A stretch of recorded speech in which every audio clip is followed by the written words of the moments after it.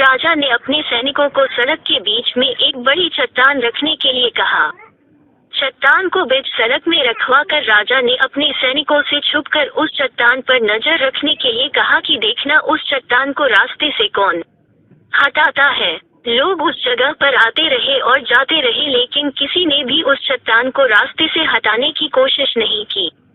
उस चट्टान के पास से लोगों के गुजरने वालों में राजा के कुछ करीबी लोग और शहर के बड़े व्यापारी भी शामिल थे, और उनमें से कुछ लोग तो राजा को ही कोसने लगते कि क्या राजा इस चट्टान को भी रास्ते से नहीं हटवा सकता।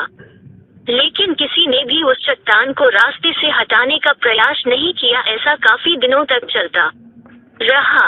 एक दिन एक किसान अपनी सब्जियों के साथ उधर से गुजर रहा था। उसने चट्टान को रास्ते में पड़े देखा और सोचा कि सबको इस चट्टान की वजह से कितनी तकलीफ हो रही है। उसने अपनी मजबूत लाठी से उस चट्टान को एक तरफ धकेलने की कोशिश शुरू कर दी।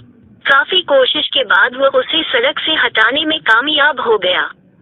चट्टान रास्ते से हटाने के बाद किसान अपनी सब्जियों को उठाकर जाने ही वाला था कि अचानक उसकी नजर एक पोटली पर गई, जो ठीक उसी जगह पड़ी थी जहां से उसने वह चट्टान हटाए थे। उसने उस पोटली को खोलकर देखा तो उसमें सोने के कई सिक्के थे, और उन सिक्कों के साथ राजा का एक संदेश भी था, जिसमें लिखा था कि ये सोने के सिक्के उनके लिए है जो इस चट्टान को रास्ते से हटाएगा। दोस्तों, बिल्कुल ठीक इसी तरह हम सबके लाइफ में भी कई परेशानियां आती है। कुछ लोग उन परेशानियों से बचकर निकल जाते हैं और कुछ रास्ता बदल देते हैं, और चंद लोग ठान लेते हैं उन परेशानियों का हल निकाल लेने की, और ऐसे ही लोग मुश्किलों में संभावनाएं और संभावनाओं में छिपे अवसर खोज लेते हैं।